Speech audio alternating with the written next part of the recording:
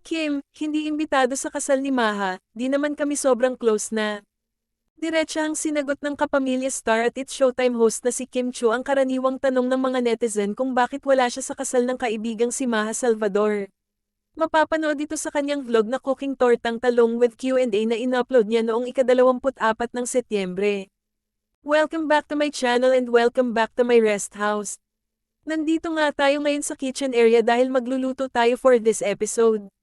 Yes, lagi ko tong nakikita sa FYP ko sa TikTok kaya naisipan ko, gawin ko nga. Syempre kasama ko sina Sisi Bazooka and Fem para tulungan ako sa pagluluto ng tortang talong. At habang nagluluto tayo, sasagutin ko rin ang mga questions na pinadala ninyo sa aking IG story post last time. Ready na ba kayo? This is Answering Sweet and Spicy Questions Tortang Talong Edition. Enjoy, Ani Kim. Sa question number 3 nga ay natanong ang tungkol sa kasal ni Maha kay Rambo Nunez. Dito ay inamin ni Kim na hindi naman siya naimbitahan dahil hindi na raw sila ganoon ka-close ng aktres at no hard feelings naman sa kanya.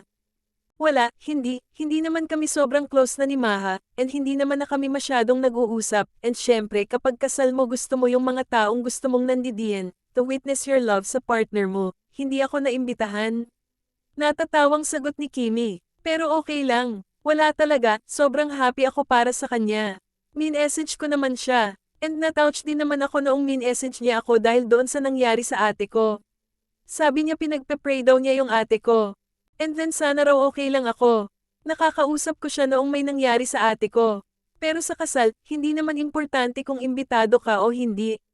Basta sa sarili mo masaya ka na nangyari sa kanya yun, saka deserve nila ang isa't isa, sila ni Rambo. Kaya hindi naman na mahalaga, bakit issue ba yun? Sagot pa ni Kim. Sa bandang dulo ay sinabi ni Kim na masaya siya't nahanap na ni Maha ang kanyang the one kaya nagpaabot siya ng pagbati sa mag-asawa.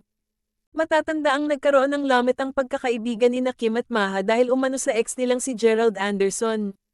Taong 2013, habang ginagawa ni Kim at Maha ang seryeng Ina, Kapatid, Anak kung saan gumanap sila bilang magkapatid, nang aminin ni Maha na nagde-date sila ni Gerald, na ex-boyfriend nga ni Kim. Matatanda ang parehong naging housemates ng Pinoy Big Brother, Teen Edition noong 2010 sina Kim at Gerald at sila pa nga ang unang magkatambal na tinawag na Kimerald. Nauwi sa totohanan ang pagtitinginan nila sa isa't isa.